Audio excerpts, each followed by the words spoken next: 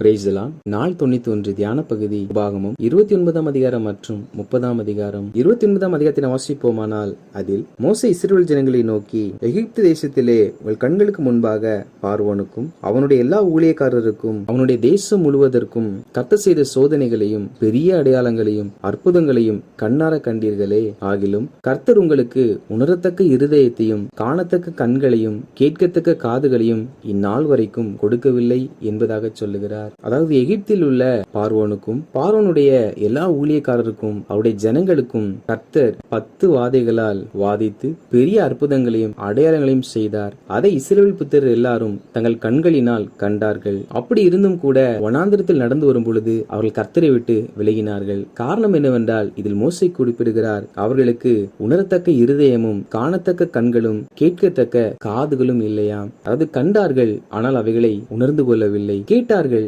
ஆனால் அந்த வார்த்தைகளை விசுவாசிக்கவில்லை. எனவே தேவ பிள்ளைகளாகிய நாம் நம்மிடத்தில் எவைகள் இருந்தாலும் இல்லாவிட்டாலும் தேவனை காணத்தக்க கண்களையும் அவருடைய வார்த்தையை கேட்கத்தக்க செவிகளையும் அவரை உணர்ந்து கொள்ளக்கூடிய இருதயத்தை நாம் கேட்க வேண்டும். அப்படி இருந்தால் மாத்திரமே நாம் தேவ பிள்ளைகளாய் வாழ முடியும். இஸ்ரவேல் புத்திரிடத்தில் அந்த உணர்வு இல்லாதபடியினால் கர்த்தரை விட்டு விலகினார்கள், வனாந்திரத்திலே மடிந்து போனார்கள்.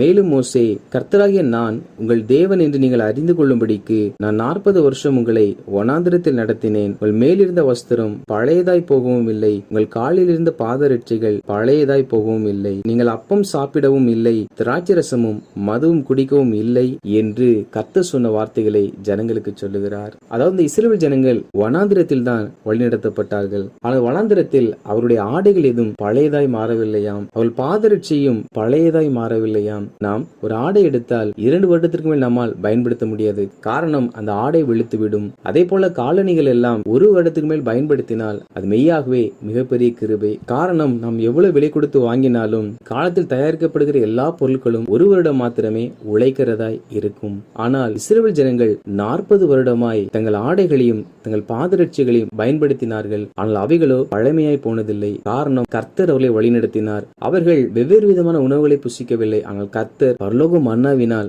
அவர்களை போஷித்தார். அவர்கள் வனாந்திரத்திலே வழிநடத்தப்பட்டாலும் ஒரு குறைவும் இல்லாமல் வழிநடத்தப்பட்டார்கள். மேலும் மோசே, நாம் எகிப்து தேசத்தில் குடியிருந்ததையும் நாம் கடந்து வந்த எல்லா பாதைகளையும் நீங்கள் அறிந்திருக்கிறீர்கள். அதே போல எகிப்தியருடைய அருவருப்புகளையும் விக்கிரகத்தையும் கண்டிருக்கிறீர்கள். எனவே கர்த்தரை விட்டு அந்நிய தேவர்களை சேவிக்கும்படி செல்லாதபடிக்கு எச்சரிக்கையாக இருக்க வேண்டும் என்பதாக சொல்லுகிறார். காரணம் என்னவென்றால், அப்படிப்பட்டவர்களை கர்த்தர் மன்னிக்க சித்தமாய் இரார் என்பதாக மோசே சொல்லுகிறார். அதாவது நாம் பாவம் செய்தால் மன்னிப்பு கேட்போம், தேவன் மன்னிப்பார் என்று நாம் விசுவாசிக்கிறோம். ஆனால் மோசே சொல்லுகிறார், ஆண்டவராகிய தேவனை ஏற்றுக்கொண்டு தேவன் கொடுத்த எல்லா நன்மைகளையும் பெற்றுக்கொண்ட பிற்பாடு தேவனை மறுதலித்து அந்நிய தேவனை பின்பற்றினால் அப்படிப்பட்டவர்களை தேவன் மன்னிக்க சித்தமாய் இருக்க மாட்டார், அதாவது மன்னிக்க மாட்டார் என்பதாக மோசே சொல்லியிருக்கிறார். எனவே தேவ பிள்ளைகளாகிய நாம் ஒரு நாளும் எந்த விக்கிரகத்தின் பக்கம் திரும்பாதபடிக்கு எச்சரிக்கையாய் இருக்க வேண்டும். மேலும் மோசே, மறைவானவைகள் நம்முடைய தேவனாகிய கர்த்தருக்கே உரியவைகள், வெளிப்படுத்தப்பட்டவைகளோ இந்த நியாயப்பிரமாணத்தின் வார்த்தைகளின்படியெல்லாம் செய்யும்படிக்கு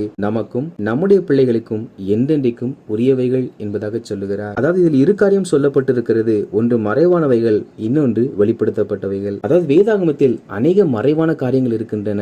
அவைகள் தேவனாகிய கர்த்தருக்கு தான் உரியவைகள். அவைகள் நாம் அறிந்து கொள்ள வேண்டும் என்று போராடக்கூடாது. இரண்டாவதாக வெளிப்படுத்தப்பட்டவைகள். வேதாகமத்தில் அநேக வெளிப்படுத்தப்பட்ட வார்த்தைகள் எழுதப்பட்டிருக்கின்றன.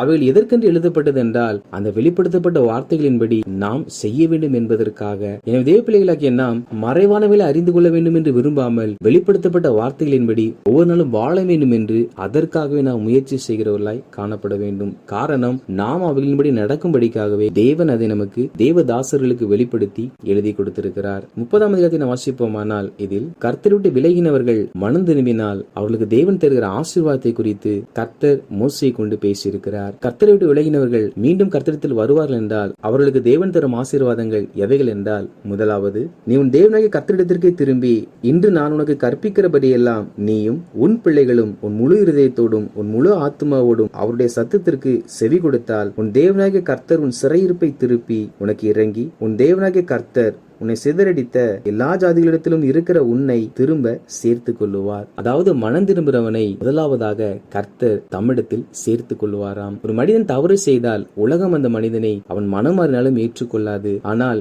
கர்த்தரை விட்டு விலகினவன் தான் செய்த தவறை உணர்ந்து கர்த்தரிடத்தில் வருவான் என்றால் தன்னிடத்தில் வருகிற ஒருவனையும் அவர் புறக்கணியாமல் அவனை முழு இருதயத்தோடு கூட ஏற்றுக்கொள்ளுவார். இரண்டாவதாக, உன்னுடையவர்கள் வானத்தின் கடையாந்திரமான திசை மட்டும் துரத்துண்டிருந்தாலும் உன் தேவனாகிய கர்த்தர் அங்கே இருக்கிற உன்னை கூட்டி அங்கே இருந்து உன்னை கொண்டு வந்து உன் பிதாக்கள் சுதந்தரித்த தேசத்தை நீ சுதந்தரிக்கும்படிக்கு உன் தேவனாகிய கர்த்தர் அதில் உன்னை சேர்த்து உனக்கு நன்மை செய்து உன் பிதாக்களை பார்க்கிலும் உன்னை பெருக பண்ணுவார். கர்த்தரை விட்டு விலகினவன் நாளுக்கு நாள் குறைவடைவான். அப்படிப்பட்டவன் கர்த்தரை தேடும் பொழுது கர்த்தர் மறுபடியும் அவனை சேர்த்து கொண்டு அவனை நாளுக்கு நாள் பெருக பண்ணுகிற தேவனா இருக்கிறார். என தேவ பிள்ளைகளாக நாம் மனம் திரும்பும் பொழுது நம்முடைய வாழ்க்கையில் கர்த்தர் பெருக்கத்தை கட்டளையிடுவார். மூன்றாவதாக, உன் தேவனாகிய கர்த்தரிடத்தில் நீ உன் முழு இருதயத்தோடும் உன் முழு ஆத்துமாவோடும் அன்பு கூர்ந்து பிழைக்கும்படி உன் தேவனாகிய கர்த்தர் உன் இருதயத்தையும் உன் சந்ததியாரின் இருதயத்தையும் விருத்த சேதனம் பண்ணி, அதாவது மனம் திரும்புகிறவர்களுக்கு கர்த்தர் அவர்கள் இருதயத்தில் விருத்த சேதனம் பண்ணி ஒரு புதிய இருதயத்தை கொடுப்பாராம்.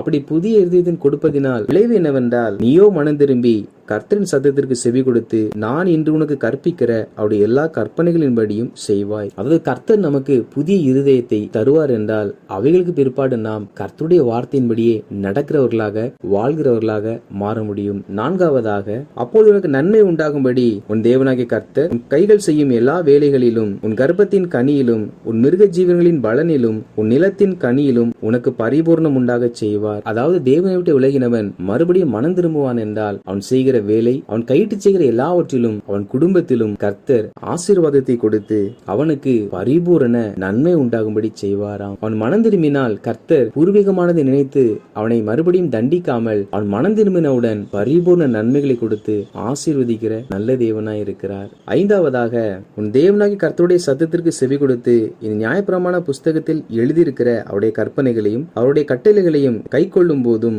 உன் தேவனாகிய கர்த்தரிடத்தில் முழு இருதயத்தோடும் உன் முழு ஆத்மாவோடும் திரும்பும் போதும் கர்த்தர் உன் பிதாக்கள் மேல் சந்தோஷமாய் இருந்தது போல உன்மேலும் உனக்கு நன்மை உண்டாக திரும்பவும் சந்தோஷமாய் இருப்பார். அதாவது கர்த்தரை விட்டு விலகினவன் மீண்டும் மனம் திரும்பி வருவான் என்றால் அது நிமித்தம் கர்த்தர் சந்தோஷப்படுவாராம். கர்த்தர் சந்தோஷப்படுவதனால் நடைபெறுகிற காரியம் என்னவென்றால் நன்மை உண்டாகும்படி சந்தோஷப்படுவாராம். அப்படி என்றால் கர்த்தர் ஒரு மனிதன் நிமித்தம் சந்தோஷப்படுவார் என்றால் அவர் அந்த மனிதனுக்கு நன்மைகளை அதிகமாய் வழங்குவார் என்பது அதன் அர்த்தமாகும். இவைகளே மனம் திரும்புகிறவர்களுக்கு தேவன் தருகிற ஆசீர்வாதமாகும். மேலும் மோசே, இன்று நான் உனக்கு விதிக்கிற கட்டளைகள் உனக்கு மறைபொருளும் அல்ல, அது உனக்கு தூரமானதும் அல்ல. வானத்திற்கு ஏறி அதை எங்களுக்கு கொண்டு வருகிறவன் யார் என்று நீ சொல்லத்தக்கதாக அது வானத்தில் உள்ளதும் அல்ல. சமுத்திரத்தை கடந்து அதை எங்களுக்கு கொண்டு வருகிறவன் யார் என்று நீ சொல்லத்தக்கதாக அது சமுத்திரத்திற்கு அப்புறத்தில் உள்ளதும் அல்ல. இந்த வார்த்தைகளின்படி செய்யும் பொருட்டு அது உனக்கு மிக சமீபமாய் உன் வாயிலும் இருதயத்திலும் இருக்கிறது என்பதாக சொல்லுகிறார். அதாவது தேவனுடைய வார்த்தை என்பது வானத்தின் மேலோ அல்லது பல கடல்கள் தாண்டிய போய் நாம் பெற்றுக்கொள்ள வேண்டும் என்ற அவசியம் நமக்கு இல்லை. காரணம், தேவனுடைய வார்த்தை என்பது நமக்கு மிகவும் அருகாமையில் நம் கரத்தில் இருக்கிறது. எனவே தேவன் நம்மோடு பேச வேண்டும் என்றால் நாம் தான் தேவனுடைய வார்த்தைகளை புரட்டுகிறவர்களாய் காணப்பட வேண்டும். இதற்கென்று நாம் எங்கும் தேடி அலைய வேண்டுவதில்லை. நாம் வேதாகமத்தை சரியாய் வாசித்தால் கர்த்தர் நம்மோடு சரியாய் பேசுகிற தேவனாய் இருக்கிறார். இறுதியாக மோசே, இதோ நான் ஜீவனையும் நன்மையையும் மரணத்தையும் தீமையும் இன்று உனக்கு முன்பாக வைக்கிறேன் என்பதாக இஸ்ரவேல் புத்தகத்தில் சொல்லுகிறார். இதில் இரண்டு காரியங்களை சொல்லுகிறார். முதலாவதாக ஜீவனும் நன்மையும், இரண்டாவதாக மரணத்தையும் தீமையும். கடந்த 2 நாட்களாக நாம் வாசித்த எல்லா வசனங்களிலும் 2 காரியத்தை நம்மால் பார்க்க முடியும். முதலாவதாக ஆசீர்வாதம், இரண்டாவதாக சாபம். அதை தான் மோசே இங்கேயும் குறிப்பிடுகிறார். ஒரு மனிதன் ஆசீர்வதிக்கப்படுவான் என்றால் அவனுக்கு ஜீவனும் நன்மையும் உண்டாகும். அதே சமயத்தில் ஒரு மனிதன் சபிக்கப்படுவான் என்றால் அவனுக்கு மரணமும் தீமையும் உண்டாகும். அப்படி ஜீவனின் நன்மையை பெற வேண்டும் என்றால் என்ன செய்ய வேண்டும் என்றால் கர்த்தருடைய கட்டளையின்படி வாழ வேண்டும் என்று மோசே சொல்லுகிறார். அப்படி கர்த்தருடைய கட்டளையின்படி ஒரு மனிதன் வாழாவிட்டால் அவனுக்கு மரணமும் தீமையும் உண்டாகுமாம். இதை மோசே இஸ்ரவேல் ஜனங்களுக்கு முன்பாக 2 பாதைகளாக வைத்து இதில் உங்களுக்கு எது வேண்டுமோ அதை நீங்களே தேர்வு செய்யுங்கள் என்பதாக சொன்னார். வாசித்த இந்த அதிகாரங்களின்படி கர்த்தருடைய ஜனங்களாகிய நாம்